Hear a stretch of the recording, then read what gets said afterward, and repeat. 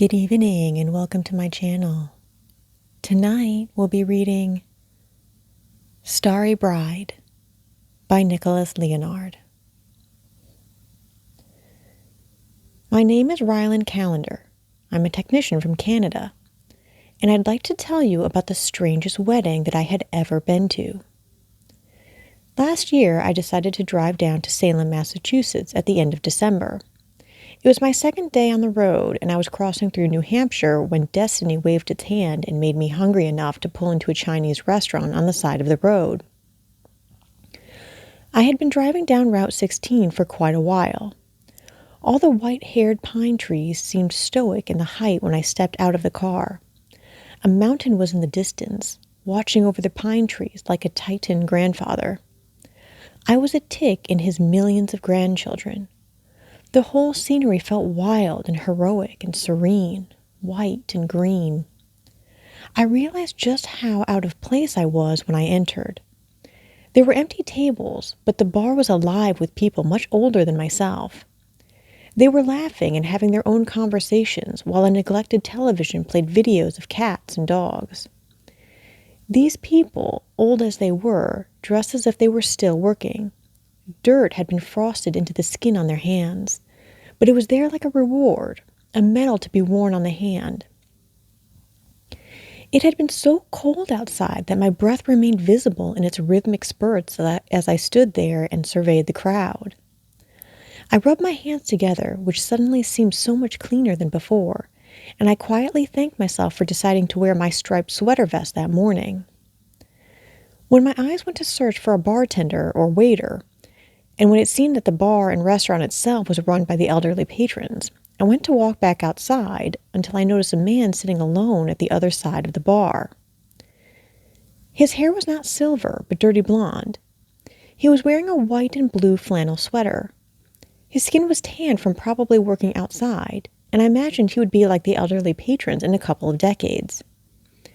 He just looked beyond the bar counter and beyond the bottle of Coors he had, and stared at a sink that was beside a fridge of drinks. The elderly crowd noticed me when I walked towards the bar, and they all waved at me. I felt I was being knighted by them somehow, and there was a gravitational urge to sit with them, but I sat with the lonely man instead. "Anything good here?" I said as I sat down. He looked at me, shocked that someone had pulled him out of his trance. "Beer," he said. "Get the crab ragoons," a woman shouted from the other side of the bar. "Sue's been filling and folding them all day." I gave that crowd a thankful nod and thought I would honor my new knighthood by getting crab ragoons when somebody showed up to serve me. "Can I get you a beer?" the young man beside me asked. "No, I'll just wait." I sat, folding my arms on the counter. The man returned to looking at nothing, and I began regretting having stayed after all. I ordered a glass of wine when my crab ragoons came, which caused the young man's brow to furrow. I offered him a crab ragoon, but he declined, most likely out of politeness. "I'm getting married tonight," he said after a swig of beer. A whisper sped through the elderly party. I looked at him. "You are?" I asked. He was nodding. "I am." "Aren't weddings usually earlier in the day?" I asked. "It's going to be a nighttime wedding," he explained before offering his hand. "Name's Pluto. Like Mickey's dog? Like the planet," he said with more boredom than nonchalantness. We finished shaking hands. "Well," I said, "tell me about her." He sighed, smiled, and looking at nothing again. And finally I saw he had been thinking of her instead of actually looking at nothing. "She's the most beautiful woman I've ever seen. She takes my breath away." I was reminded of how my breath was coming out in cloudy spurts at the doorway. I remember the night I asked her to marry me, looking up at her. "How do you two meet?" I asked. "When I was a child," Pluto said, looking up at the ceiling of the bar and probably reminiscing about being down on one knee. "I saw her first outside my uncle's trailer one summer night. I had been frog hunting with my little cousins in a pond, and we were marveling at all the fireflies.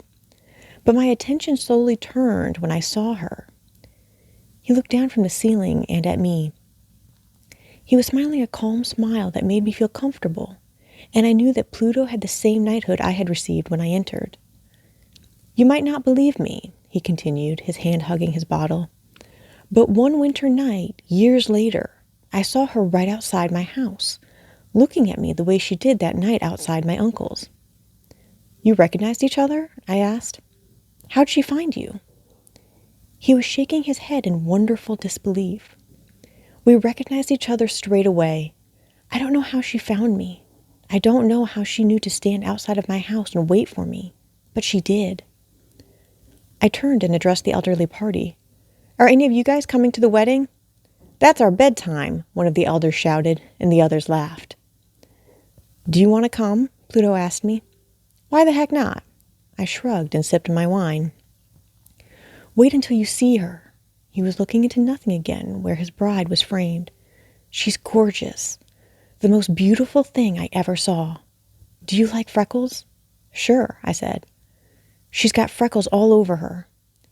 He exhaled in a confession of cosmic intimacy, and then his voice returned out of the nothingness he framed his bride in.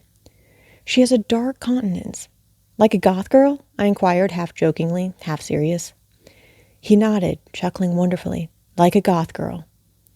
There was another spell of silence. And I swear she is so elegant, it's like the whole force outside my house is her gown, he said. She owns the night, all of it, and I belong to her. I always begged to belong to her. Every night I begged, and now tonight I will. You sure she wouldn't mind me coming? She wouldn't mind at all. Perfect, I said, bringing the glass of wine to my lips. Pluto lived in an association 5 minutes away. His home was a log home with a large dirt driveway and a wall of pine trees around it. The driveway was lined with rugged banks of snow. The log home had a porch that was loaded with firewood and cluttered with various outdoor tools. We waited inside while he continued musing on his bride's unbelievable beauty. Little did I know. After he got changed into a turquoise suit, he offered me a drink, but I declined. I'll wait for the reception, I said, to which he said whilst doing a jig and making himself a drink jubilantly. I'm so nervous. I might have to. You'll be fine, I said in a matter-of-fact whine. He poured a splash of whiskey into a glass, which was followed by 2 parts of apple juice. I think he mulled over the idea of love itself after he tossed a sip into his mouth.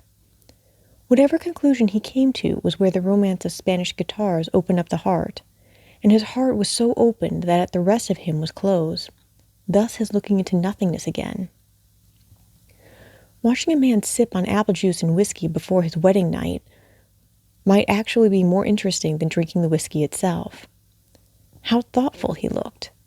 It made me anxious as to what his bride would be like. He had spoken so much of her beauty, but what would she look like? What would she be like? I wondered what kind of voice she would have during the vows, raspy and sultry, or soft and warm, or soft and cold. I hoped it was going to be soft and cold, because the snow outside was just so hard and cold that such a voice would have tied the night together in a beauty to match the ceremony. When the car headlights swept in and out of the kitchen, I thought it was the bride, but it was just the priest. I watched him bridge the distance between his car and the front door, leaving clouds of breath in his wake as he avoided patches of ice in the driveway. It was an ice-age night that used to belong to prehistoric man, but now it was ventured by the Catholic. Don't you have motion lights? I inquired while watching the priest try not to slip on the ice. I do. Shouldn't we turn them on? I asked, to which he answered, No, leave them off tonight, or else she won't come. The door opened. Father Pete, Pluto cheered, a little loosened but nowhere near drunk from his drink. The priest wore a black cassock with a white necktie. He had salt and pepper stubble on his face that culminated in a near beard around his mouth. He shook Pluto's hand, and I introduced myself to him. I understand the bride has not arrived, Father Pete said. He had a German accent and joyous eyes. He told me about an improv class he volunteered at while Pluto applied some extra cologne to his underjaw in another room. Pluto reemerged. I'm ready, he said in a deep breath. Is she here? Father Pete asked. I didn't see her. Is she outside? Has she been outside for long? I asked worriedly. Pluto had spoken of her so much that I had come to care for her, and I was worried about how cold it was outside. Gentlemen, Pluto said, holding the collar of his turquoise suit, she's been outside all along. Father Pete and I exchanged a similar look of confusion. Pluto peeked out the window and shot to the side with his hand on the doorknob. Cold air came in and Pluto went out. Father Pete and I got up from our seats and shuffled towards the doorway, which he left open.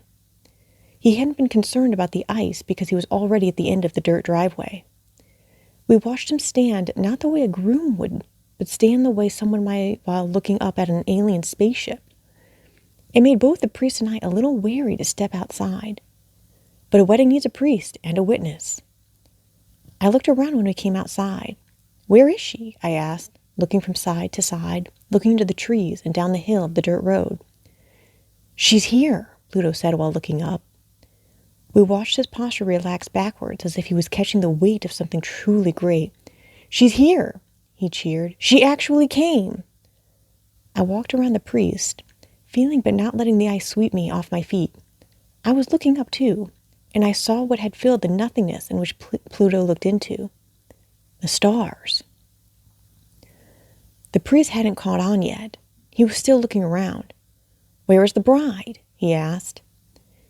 In this moment between Pluto awing at his bride, the stars, and the priest looking side to side in search of a woman, I noticed a fog coming off the snow.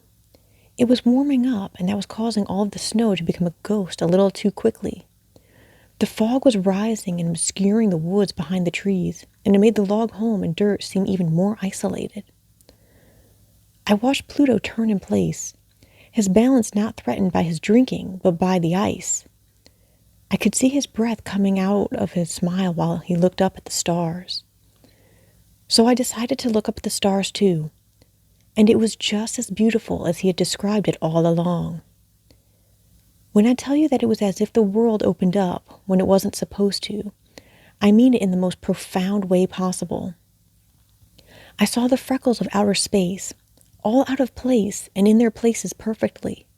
All the stars that never formed shapes pretty enough to be considered constellations danced anyway, assisting one another in pirouettes and leaps and all sorts of dance moves that would have been seen in ballrooms and in hay barns. The sky had never felt so big. I felt wonderfully small.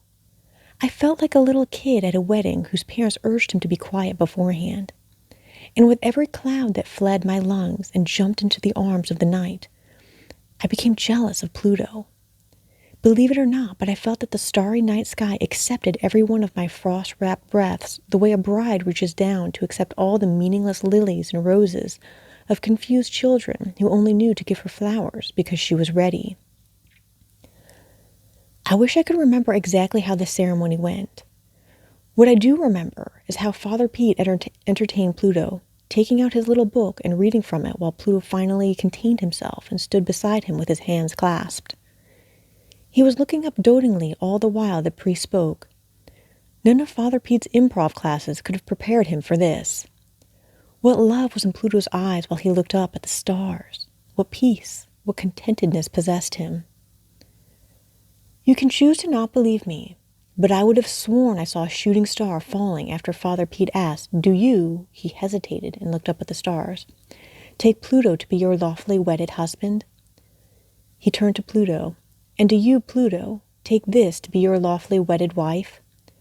"I do," he said with humble victory. I looked at Pluto, who still looked up at the stars, and I realized that he might have been mistaking that wonderful smallness for love, and I was jealous of him for it. They were the greatest couple I had ever seen, and no couple has compared since. Pluto standing there, handsome in his smallness, and the stars prolific in their reach. It turned the cold howl into something that howled on my soul. I think the priest began to feel it too. Either this young man's delusions were so powerful and great that we began to believe in them too, or he had actually just married the entire night sky. It was finished. Father Pete didn't bother saying, "You may now kiss the bride," because we all knew it was impossible. That didn't matter to Pluto, though. He did his tractor beam pose again and spread his arms as if catching and introducing the stars. I stood there and watched the priest hold the book as if it was protecting him from something. The fog was coming off of all the banks of snow along the trees, while Pluto stretched back and accepted the stars. The cold was kissing his face, his disembodied wife everywhere, in the fog and in the stars. It wasn't just the stars. It was a goddess, and this nondescript stranger I had met just hours earlier was now their romantic property, and that is such a wonderful thing to be. Thus ends Starry Bride by Nicholas Leonard.